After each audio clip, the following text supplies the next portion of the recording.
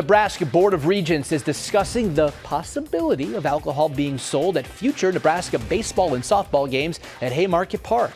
Interim President Chris Kaborik and new Husker Athletic Director Troy Dannon have reached an agreement with NEBCO, which jointly owns Haymarket Park with the university. All revenues from alcohol sales would be reinvested back into the stadium under this new agreement.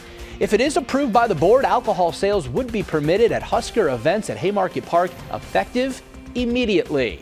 And with that,